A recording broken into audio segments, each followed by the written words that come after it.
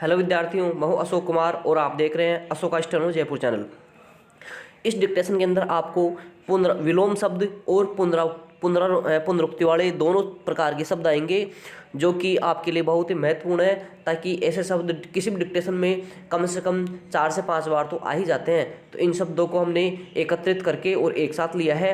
तो चलिए इस डिक्टेशन को स्टार्ट करते हैं। इस डिक्टेशन को आपको कम से कम 5 से 6 बार लिखना है, ताकि भविष्य के अंदर इस प्रकार की गलती हम कभी नहीं कर सके और ऐसे जो भी शब्द आए उनको हम सटाक से लिख सकें। तो चलिए ज़्यादा समय न गवाते हुए एक महत्वपूर्ण डिक्टेशन आपको दी जा रही है, उसको लिखते हैं। स्टार्ट। बाल बच्चे घर की सुख शांति के लिए तो आवश्यक है ही, किंतु साथ ही साथ माता पिता या पति पत्नी के लिए भी धन दौलत है।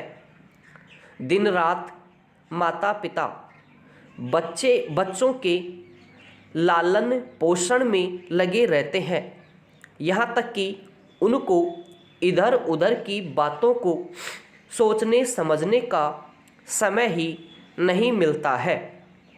सुबह से शाम तक उनके कपड़े साफ सुथरे करना, उनका खान पान, वेशभूषा, चाल चलन, सूरत शक्ल की देख रेख आदि ऐसे छोटे छोटे काम होते हैं कि समय बीतते पता ही नहीं चल पाता। Stop para.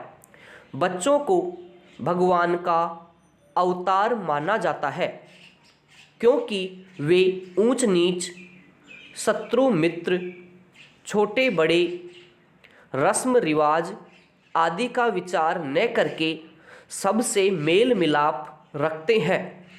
उनके आचार व्यवहार में लाभ हानि, रीति रिवाज, हिंदू मुसलमान आदि छोटी मोटी बातों के लिए स्थान ही नहीं होता। वे सचमुच ही मानव जाति के सच्चे प्रतिनिधि होते हैं। ज्यों ज्यों बड़े होते जाते हैं, उनकी मांगें भी बढ़ती जाती है और थोड़ी सी बात के पीछे वह बिगड़ जाते हैं तो घर का सारा सामान तीतर बीतर कर देते हैं। उनको लाभ हानि, उचित अनुचित का कोई ज्ञान नहीं होता। अतः यह आवश्यक है कि बच्चों को प्रारंभ से ही ऐसी शिक्षा दीक्षा देनी चाहिए जिससे कि वे अपने भविष्य के बारे में सचेष्ट हों। उनके बारे में टाल मटोल करना उचित न होगा। बचपन से ही उनके आचार व्यवहार, चाल चलन, हित अहित, अध्ययन अध्यापन का पूरा ध्यान रखा जाना चाहिए। यदि बच्चों को बचपन से ही उचित अनुचित, लाभ हानि, हिंसा अहिंसा, शुभ अशुभ का समुचित आभास करा दिया जाए तो वे आप से आप दिन पर दिन ज़्यादा से ज़्यादा अनुशासित होते जाएंगे। ज्यों ज्यों बच्चे बड़े होते हैं, उनके आचार विचार भी बदलते जाते हैं। उनके विचारों में कुछ न कुछ परिवर्तन समय समय पर होता रहता है।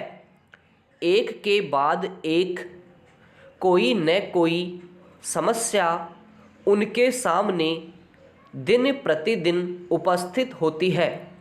यदि प्रारंभ से ही उनमें दृढ़ विश्वास पैदा किया जाए तो एकाएक समस्याओं के आने से वे न घबराकर उन पर विजय प्राप्त कर सकेंगे और कंधे से कंधा मिलाकर कठिन से कठिन समस्याओं का शांतिपूर्ण हल निकाल सकेंगे। यदि कठिन से कठिन या सारी की सारी समस्याएं हल करनी हो तो कोई न कोई रास्ता निकल आता है। समाप्त।